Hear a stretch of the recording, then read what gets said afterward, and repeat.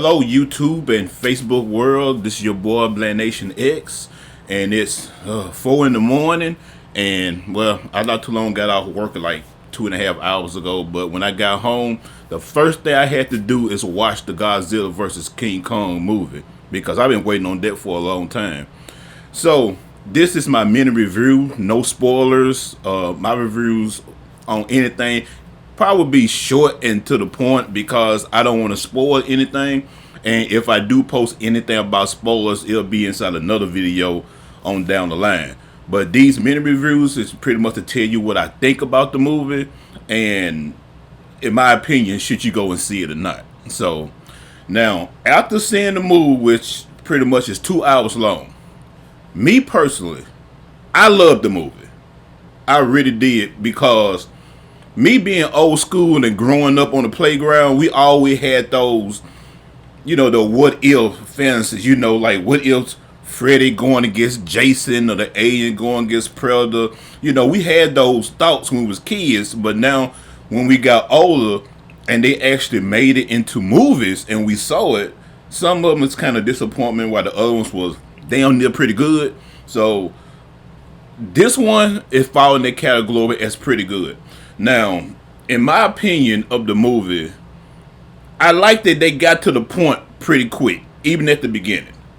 And if you guys never watched Skull Island and the first Godzilla movie, you don't have to watch it to enjoy this, but it has reference from both of those movies into this movie. So you don't have to watch it, but it will be pretty good if you did watch it. Especially the Godzilla movie, and you know what it's about with him fighting all the monsters.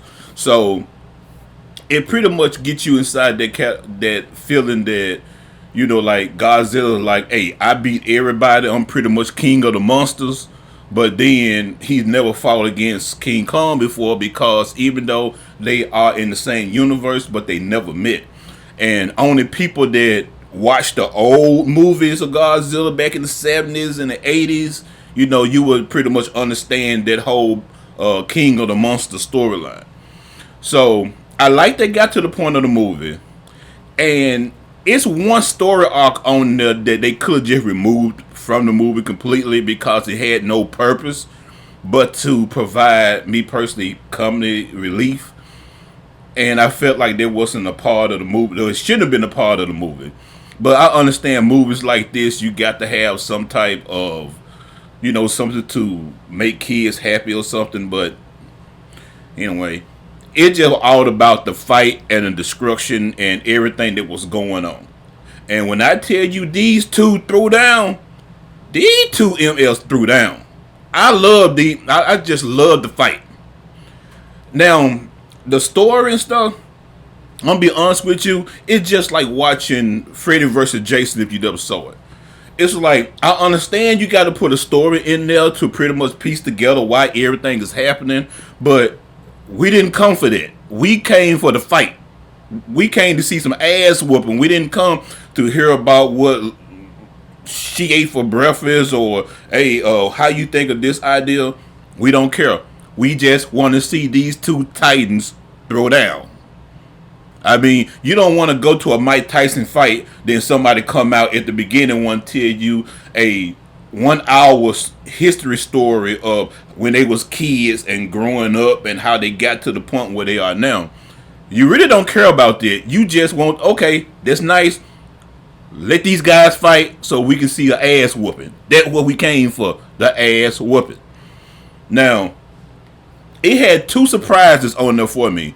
And for those 2 surprises, you had to be a fan or knowledgeable of Godzilla. And, you may see these and you be like, man, it's just regular things that they showing. But for you actually knowing the lore of Godzilla and you see it, I ain't gonna lie, I cheered because it was one that I just loved. Because when I was a kid, it was my favorite person. And to see it live, that was just great.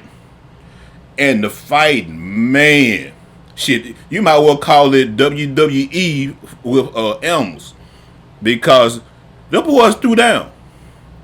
Now, it has some slow points on there, but I understand again that you got to do something to draw in the story to build around it so you can, I guess, like, okay, this is why it's going, or this is why they doing what they doing. But at the same time, you'll be like, I really don't care. So I like the point that it's good that you can, if you watch Godzilla, if you watch the first movie, it really ties in a lot in that movie. And those, like, what Godzilla went through in that first movie, and you goes into this movie, then you pretty much like understand, because it kind of nice how they show everything as, you want to say a tournament bracket, but it's just how I look at it. And Skull Island does plays a part in it, but you really don't have to watch it, but you'll get a better understanding of Godzilla, not Godzilla, King Kong story, his story arc, and what they doing for him. The actors was okay. I had no problem with them. I do have a problem with the with fat characters for some reason, because they always make fat characters as comic relief. Comic relief that don't be funny. It's just something they just threw up in there. So you could be like, haha. Some of it was cringe, I'm gonna be honest with you. And the sad part is it was doing the arc that I felt like didn't even need to be in the story. And I'm like, that, and I'm pretty sure when you watch it, you're gonna know what I'm talking about. Cause this arc really had no purpose. You could have cut this whole side out and added probably 4 minutes of that arc, and you would have got the exact same experience that you would if you would just watch the whole arc all together. Now, the setup was great. The battle was excellent, and I had a small little problem on one little instance, but I just can't tell you unless once I do my spoiler. But it didn't deter me from the movie, and like I said, I loved it. They did a great job on it. It's gonna be some people that ain't gonna like the movie. There ain't gonna be some people that just don't get it. I mean, my little girl looking at me and like, what's the point of a monkey fighting a lizard? But she don't know that when I was her age growing up, you know, you knew Godzilla, you knew King Kong. And just to see them two get together and fight, I mean, back in the 70s, they did a Godzilla versus King Kong, but, you know, they had no gravity, really. You know, slap, slap, and nothing like that. But this one, shit, you might well say you were watching Brock Lesnar and Triple H fight or something. Got them boys threw down. So, if I have a give a rating on this movie, me personally, I would give it a 8 out of 10 for it. And the only reason why I would drop it down is because their side arc that they added in it, personally, don't need to be in it. It's just something they just threw up in there just to, I guess, want to tack on to the story. When all the while, you just want to get to the fighting. And as long as the story focused on the monsters and what they was doing, it was great. You could even have a slow point on the monsters, and it still would have worked out great.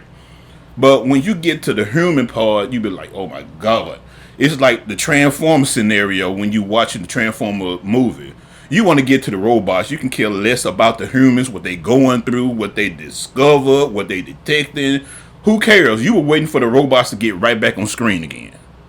And it's just like with the monsters. You was ready to see the monsters. You can care less about Larry, Sarah, and Jody, or whatever their name was. And I'm going to be honest with you, I don't know not one human character name in this movie. Because that's how much I really wasn't paying attention to the human side of it. But I was listening to the story, and it really was for people that never seen the movies or know the lore of Godzilla and King Kong. Now, if you coming in as a new person and don't know nothing, and you sit down and listen, you can learn something. But if you have not seen the previous two movies, some of it will go over your head because they kind of reference of those two movies. but it does not hurt the experience that if you see it, then you'll pretty much like it. So, like I said, I give it an 8 out of 10, and I hope that they do another one because, come on, it monsters all over. I mean, from back in the 70s, you had damn near 1,000 monsters that Godzilla had to go through. Hell, even Godzilla had a son during the time. Or was it a daughter? They never said what sex it was, but they didn't know what it was. But it had more story they can add to it. But like I told my friends, my classmates and stuff that, hey, I'm Team Kong. If he get his ass whooped or not, I don't care. King Kong was my boy. He's a Godzilla fan, and half of the people that I talk to are Godzilla fans, and I hate that they pretty much shot my boy down like that. My boy Beast. But anyway, like I said, y'all should check it out. I mean, me personally, I loved it. I believe you guys will love it too if you know the context of the movie. So, like I said, this was just a small review, and when I do my movie reviews from here on out, it's gonna be like this. It probably be no more than 10 minutes. I'm not spoiling anything. I'm just gonna tell you if you should or should not see it, and the reason why I feel like you should see it. And I'm not gonna pile on anything and just ruin it for you. All right, guys. Thank you for listening, and I'll see y'all guys later.